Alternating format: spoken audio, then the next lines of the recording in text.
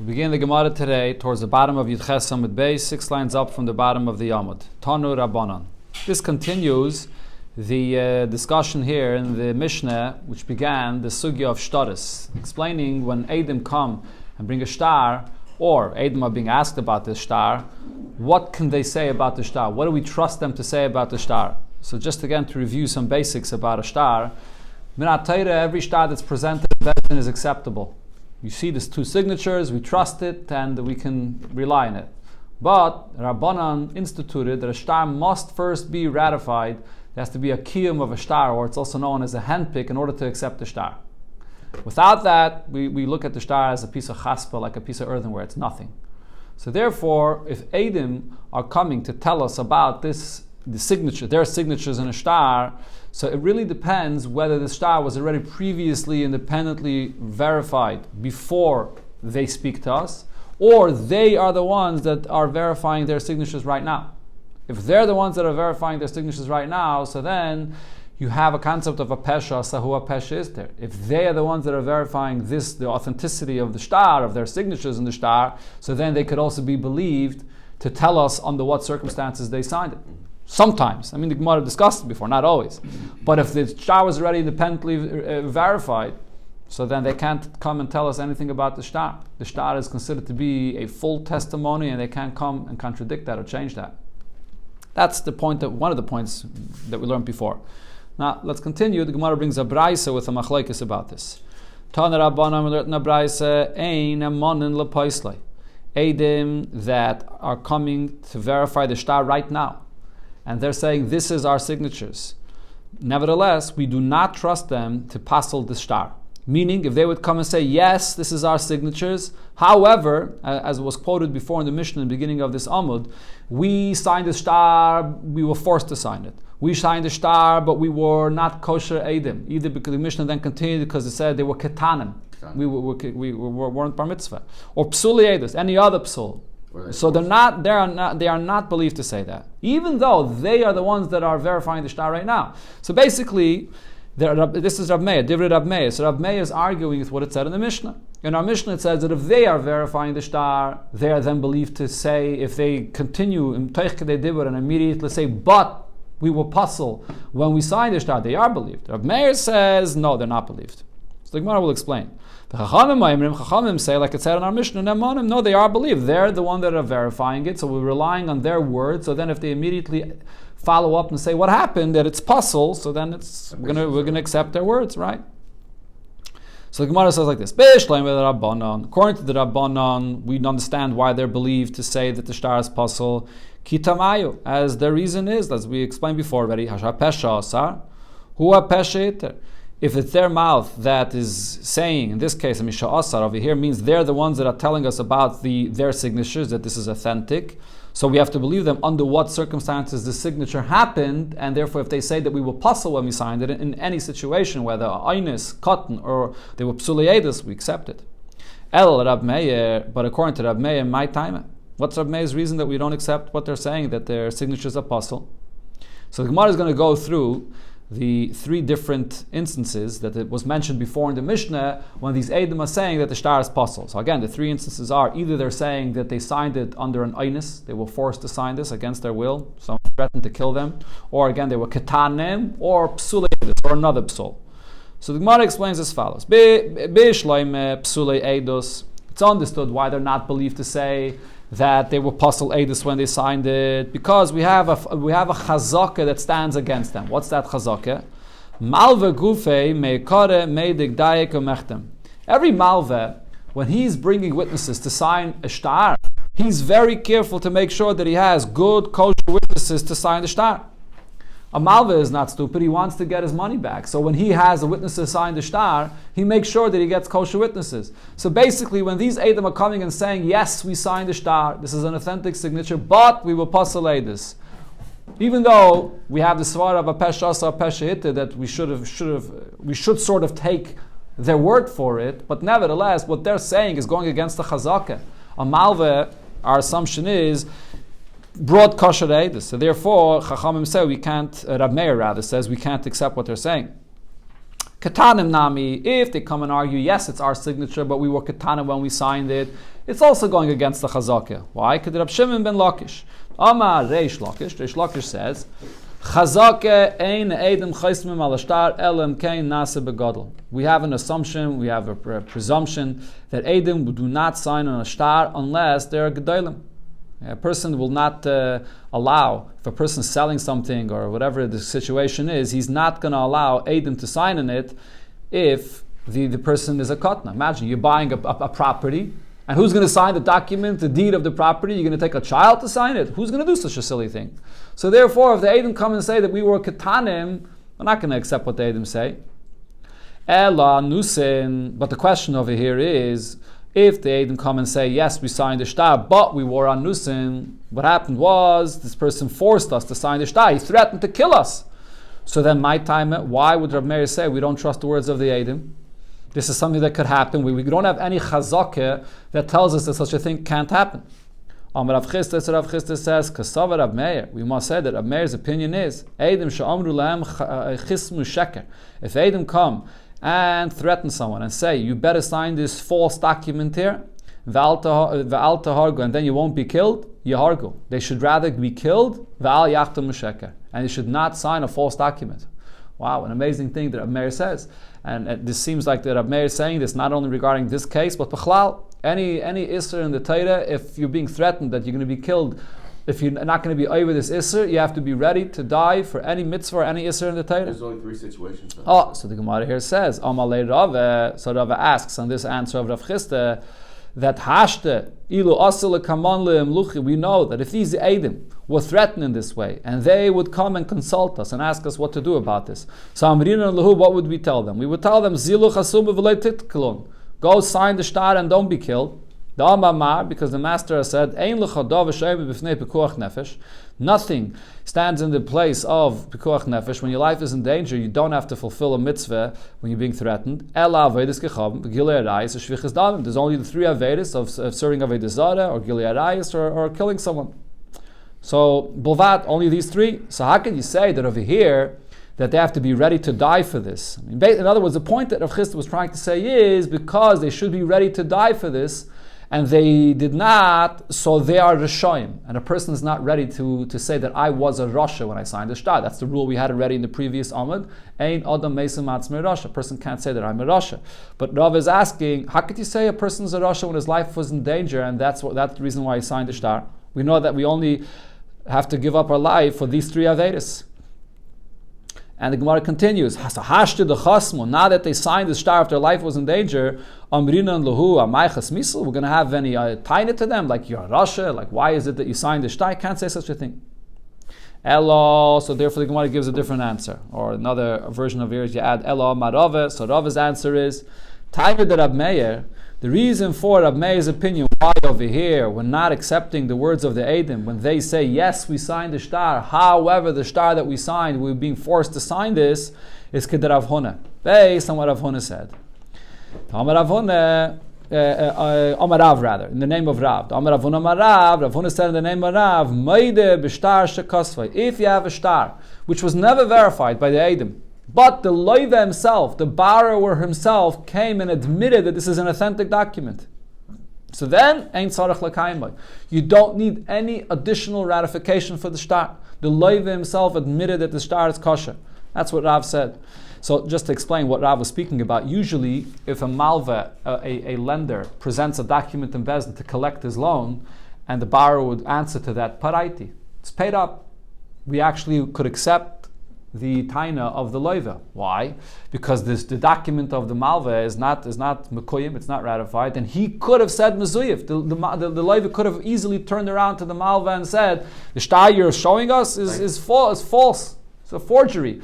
Prove that it's even a good shtar. So therefore, if he comes and says, paraiti, I paid it, he's also believed. This is what's known, paraiti migad mezuyif. He can argue that I paid it. He could have just so easily said that it was a forgery. But Rav comes and says, what happens if the loiva comes and admits that it's an authentic document? And now he says, yes, it's an authentic document. However, paraiti, I paid it. Now it's too late. Now we don't believe him to say that he paid it.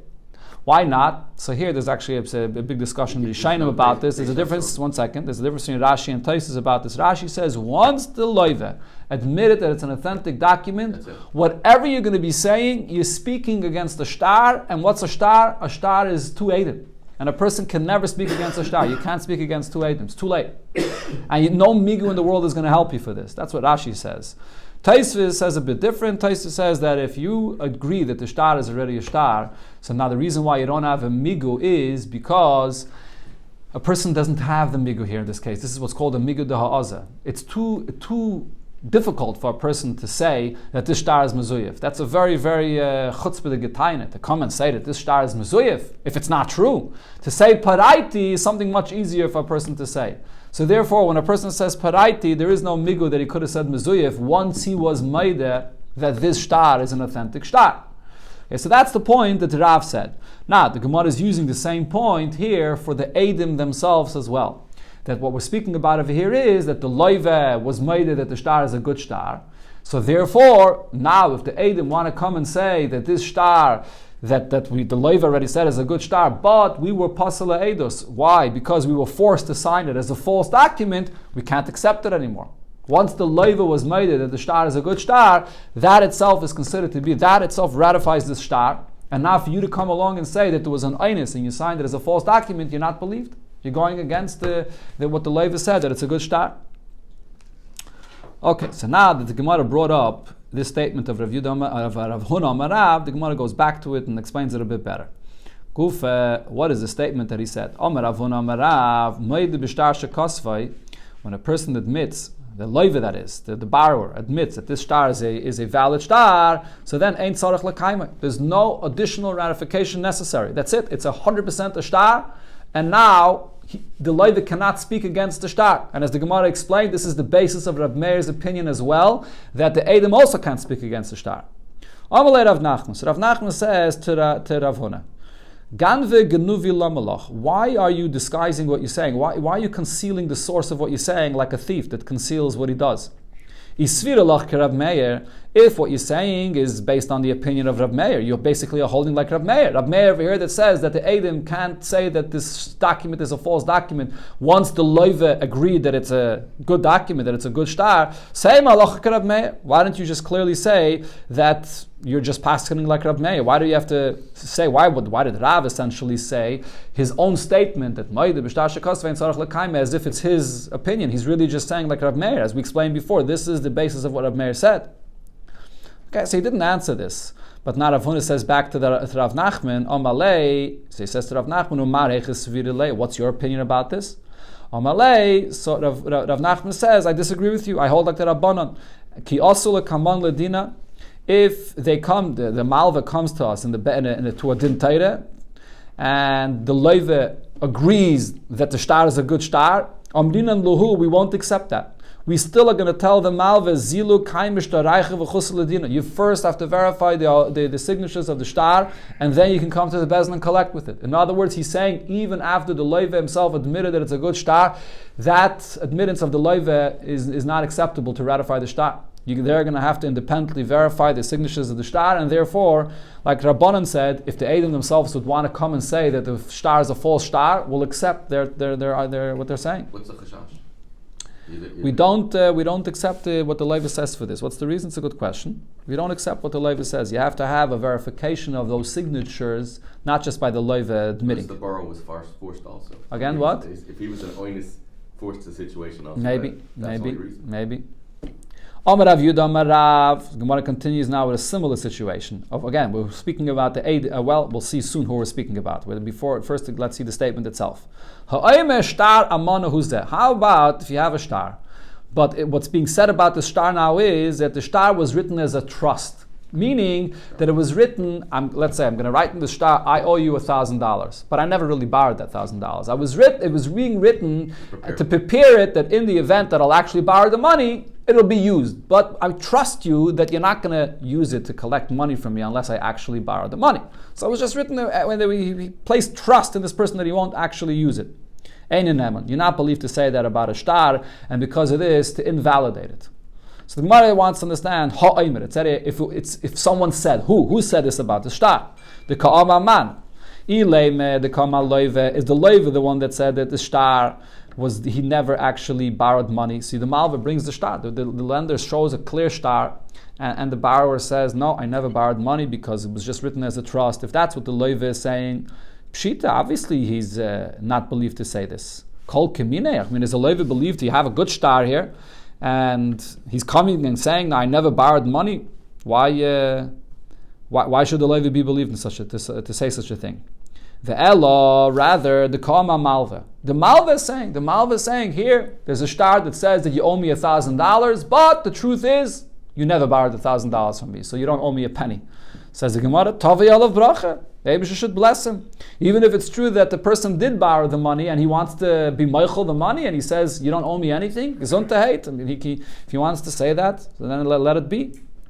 Ella, says the Gemara, the Ka'amri Eidim. So the case over here is that it's the Eidim themselves that signed this document, and then they say, yes, it's our signatures, but we signed the document that money was never borrowed. It was just written as a trust. So the question is, what's the situation? Again, going back, is this star verified before or not? If we already verified the signatures from another place independently, pshited the loy mehemi. So obviously they should not be believed. Once it's a good star, and now you're coming to break this star by saying that it was just written as a trust, and therefore what's written in the star that Reuven borrowed from Shimon is false, you can't say that. It's a very independently verified. And if they are the ones that are verifying the star right now, we have no independent source that this is their signatures. So then, why are they not believed? This is the rule that we saw before from the Mishnah, that if they are the ones that are verifying the star right now, so they can come and tell us what the circumstances of the star was. So why aren't they believed? So the Gemara brings three answers here. Simin Bosh, which is the three names of the Amiraim here. You have Rava, Abaya, and Rav Ashi. Omar Rava, so Rava says, L'oilam, the Kama Loive. The case here is that it's the Loive himself speaking. The Loive comes and says that yes, this is a star that was written. However, it was written as a trust, and I never borrowed the money. So why do we not believe the Loive? And like Rav Hone said, Rav Hone said in the name of Rav, Meide b'shtar shekasvai. Once you were made that this is an authentic star, so now if it's an authentic star, there's nothing you could say about the star. Just like we said before in the Gemara, once a loive is made that the star is an authentic star, you can't argue that you paid it. So too, if you made that it's an authentic star, you can't also say that it was an amana, that it was written as a trust. Once it's an authentic star, the information in the star is accepted as 100%. And it says in the star that you borrowed the money. So you can't come say that it was written as a trust. Abaya says, La'olam dama malve. The case here is that the malve is speaking. The malve is saying, you never borrowed the money from me. So the Gemara's question before was, if the malve is saying this, so be it. Tavi olav bracha. He's being meichel the money that he's being owed. Zol zayin. But the Gemara says the case here is, when the malve said this, he's actually causing a financial loss to someone else. So we can't accept his words. Or could Rab Nassan, and how do you have a case where a malva that's meichel the loan that's owed to him causes a financial loss to someone else? So the case is like Rab Nassan said. Netanya, we learned in Abrayis Rab Nassan said, Minayin l'noishe b'chavere mana. How do we know if you have a person that's trying to collect a mana, he's trying to collect the loan from his friend? So let's say Reuven is trying to collect $100 from Shimon. V'chavere b'chavere. And then Shimon is trying to collect also $100 from Levi. So what does Rav Nassan say? Minayin shemitzim izeh v'noisnul izeh. Instead of Levi paying Shimon, and now Shimon will go and pay Reuven. So what happens is we sort of cancel out Shimon in between, and we tell Levi, you have to pay the money directly to Reuven. Because when you pay the money to Shimon, Shimon has to give it to Reuven. So let the money go directly from Levi to Reuven. That's the case here. And he learns from a pasuk. Tamid loyma v'nasan, you have to pay up la'asher osham loy, to the one that you're guilty, or the one that you really should be paying to, which is the one that ultimately is owed the money. Why give it to Shimon if Shimon has to go right away and give it to Reuven? So you just give it directly to Reuven. So what's the Gemara explaining here? What happened here is that Levi owes the money to Shimon, Shimon owes it to Reuven, so Levi has to give the money directly to Reuven. Shimon comes along and says that, oh, Levi doesn't owe me any money. The star that says that Levi owes me money, it was just written as a trust, he doesn't owe me a penny. By him saying this, who's losing out? Not him. It's Reuven that's losing out.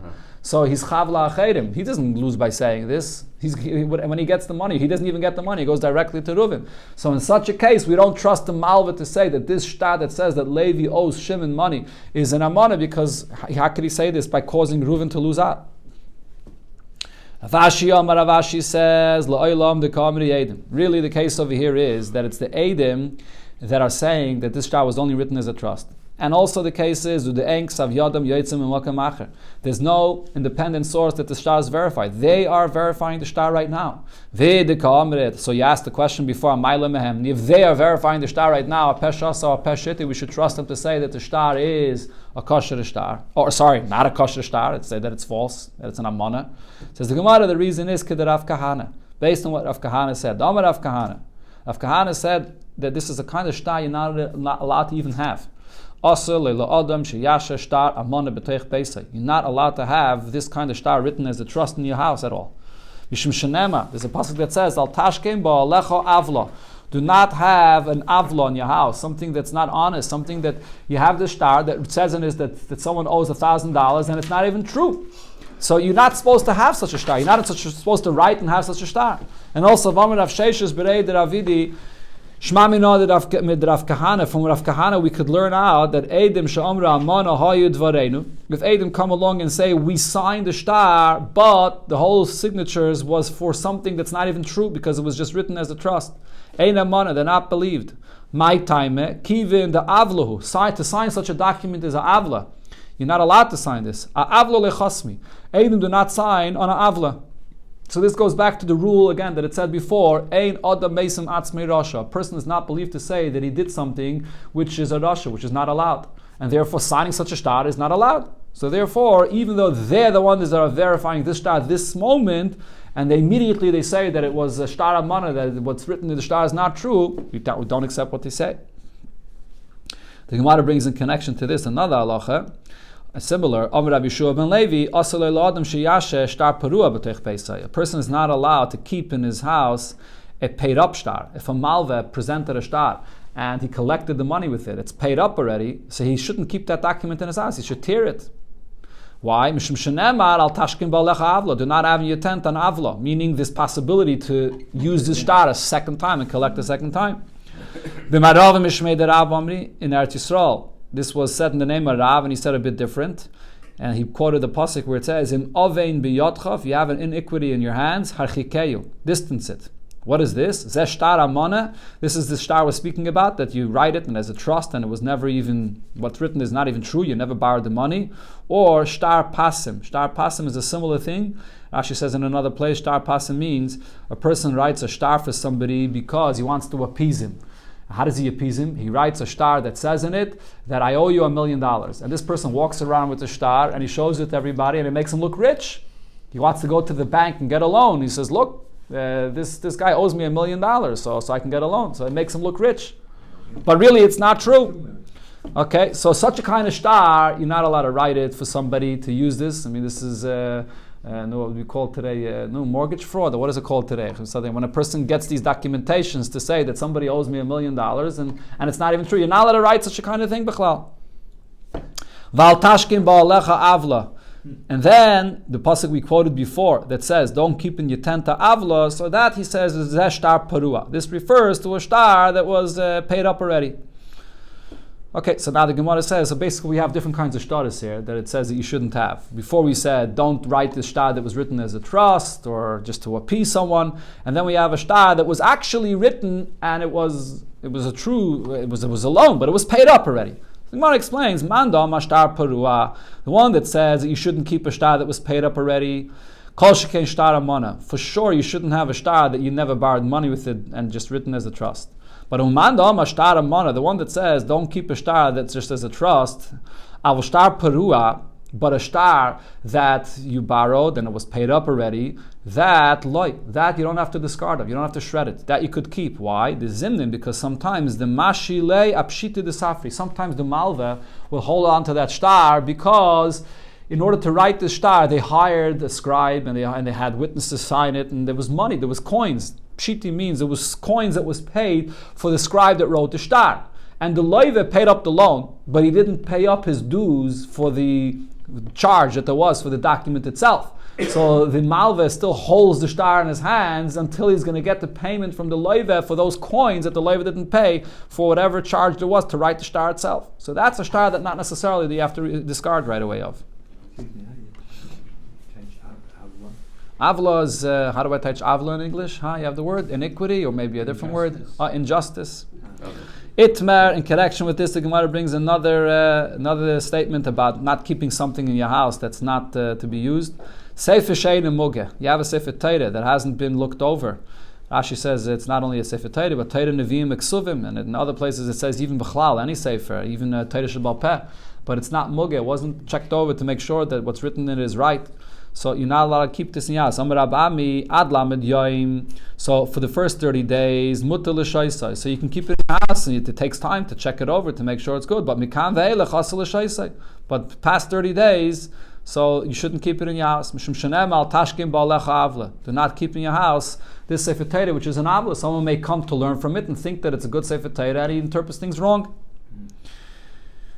Okay, the Gemara goes back to what we brought up before, which is when Eidim come and say, yes, this is our signatures, but the shtar was an amana, was a trust. Are they believed or not? So the Gemara before said that they're not believed. So now here the Gemara will bring another statement of this, and here the Gemara brings another approach. Rav Nachman says, Eidim shamru amana hayu dvareinu. Eidim that come and say, yes, this is our signatures, but it was just written as a trust, or what it says in the shtar is not true. Ein amanim. They're not believed. Meidah hayu dvareinu. How about if Eidim come and say, yes, we signed this shtar, but there was a meidah. Meidah means the malve came quietly and told us that, or the loiva rather, the loiva came, the borrower came and said that I'm allowing you to sign the shtar, but I want you to know the truth. I never signed the shtar. I never borrowed that money, that is. And the Eidim are really just being forced to sign this document here. Before get also. Okay, so this is, Rashi actually says that this is talking about a shtar mecher, a shtar that was written for a sale. And the Eidim that signed the shtar say that the meicher, the seller, came and notified us. Meidah means he notified. He notified us and said that I'm being forced to sell this, but the truth is I'm not selling this at all. So that's a meidah. So the Eidim are saying, yes, this is our signatures, but the sale never happened. The meicher notified us that he's being forced to write this document. Ein amanim. They're also not to believe to say this. So here Rashi and Tosfos both point out that when Rav Nachman said this is different than what we said before. Before we also said that a person is not believed to say amana hayid vareinu, but before the Gemara brought that the reason is because when you say that you signed an shtar which is a trust, you're making yourself a rasha because you're not allowed to write a shtar which is a trust because it's a avla. But now Rav Nachman is also saying the same applies to meidah, that you sign on a document and the meicher tells you I'm being forced to write this document. Over here you're not making yourself a rasha. This meicher, maybe his life was threatened and therefore he had to write the shtar. So why aren't Eidim believed? So Rashi and Tosfos both explain that Rav Nachman is saying a different reason, a new reason. What Rav Nachman is saying is once the shtar is verified, so it's like Eidos, it's witnesses of a shtar, and therefore you're not believed to come and contradict what it says in the shtar. Once you have a shtar, you're not believed to contradict what it says in the shtar. Now the question is, why not?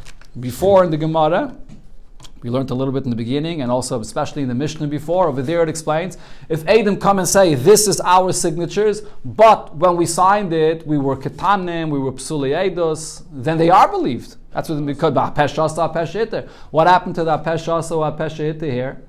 So Tosfos explains there's a very big difference. When you say that this is your signature, but I was puzzled when I signed it, so immediately you're saying, yes, it's my signature, but I'm not a kosher eid b'chlal.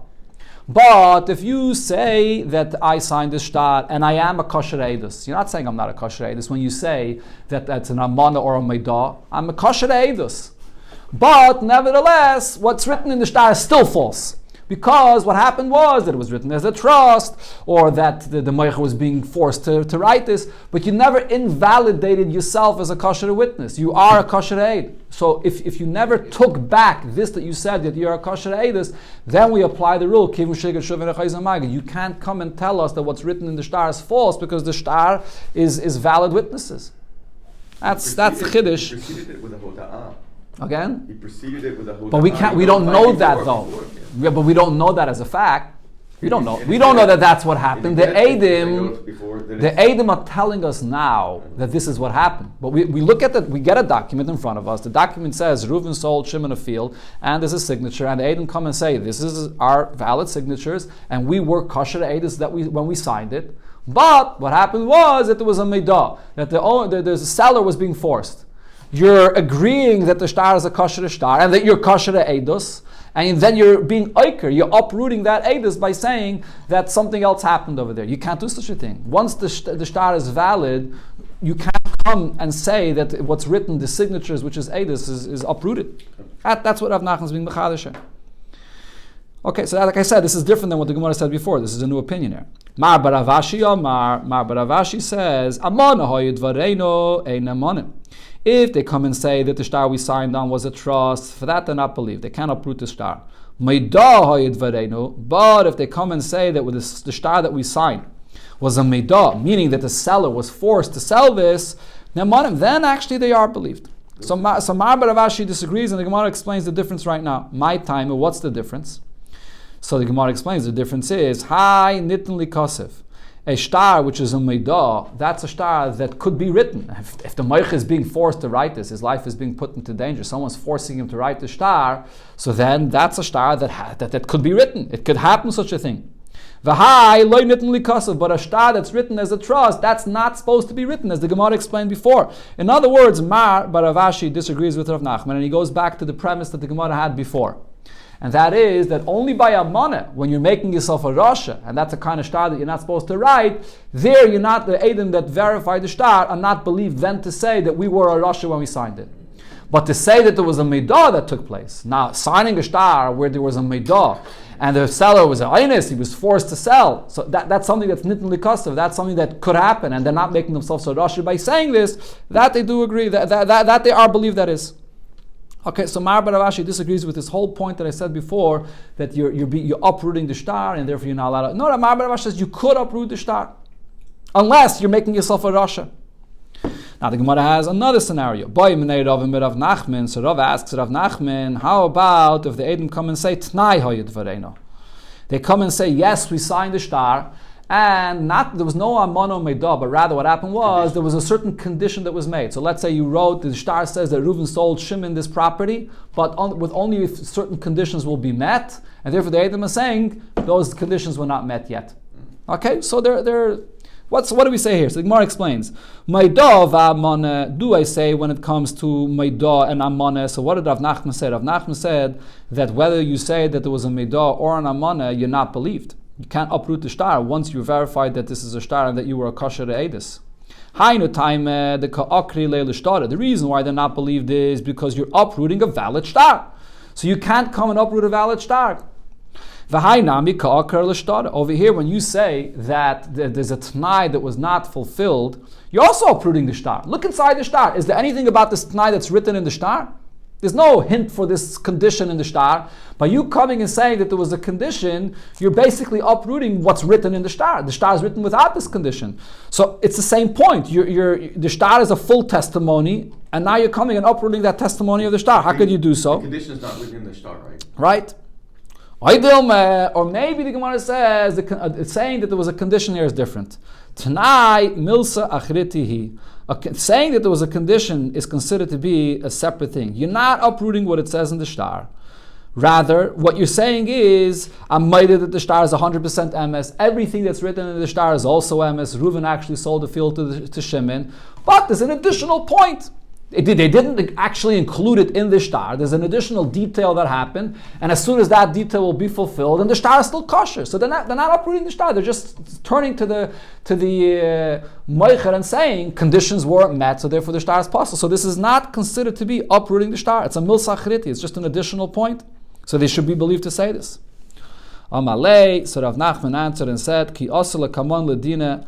If they come to us and to Bezdin, and this is the situation, that the Eidim are saying that yes, the shtar is a good shtar, but there was another condition here, so we tell them, Amrin and Lahu, we say to the person that's holding the shtar in his hand, Zilu kaimet na'aychu, you're going to have to go and fulfill this condition, v'chusu l'dina.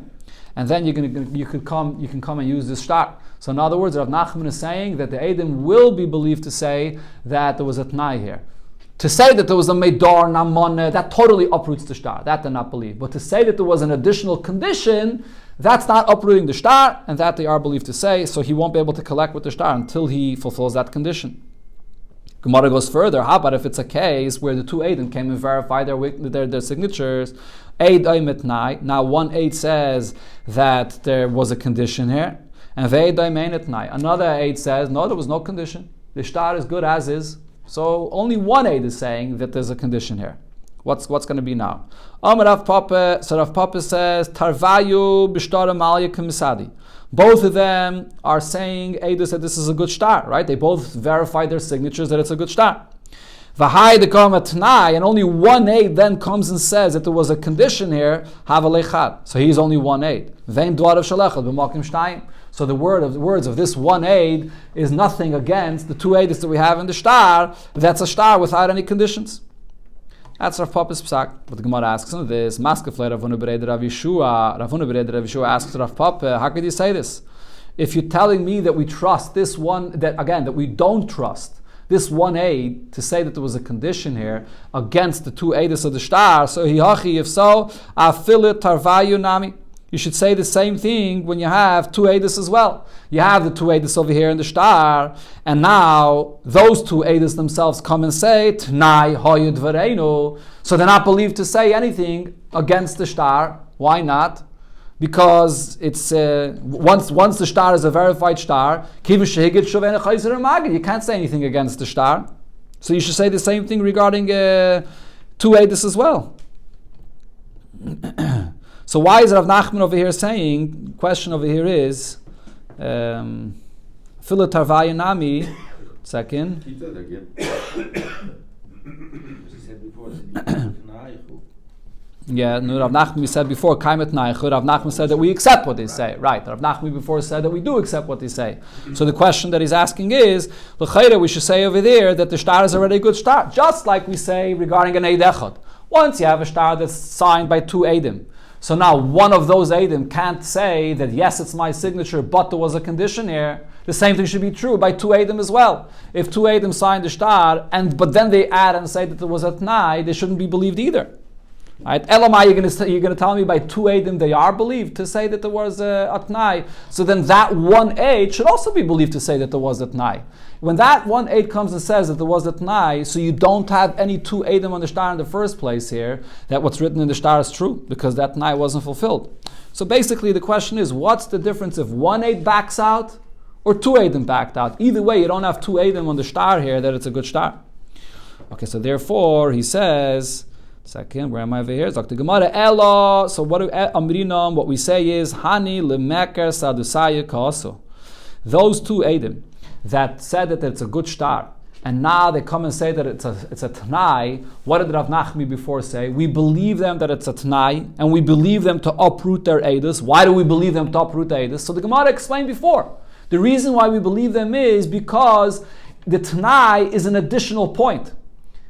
If the T'nai was saying, if they would come and say that this is our signatures, but the whole shtar is a lie, they can't say that. They can't say that this is our signatures and the shtar is a lie.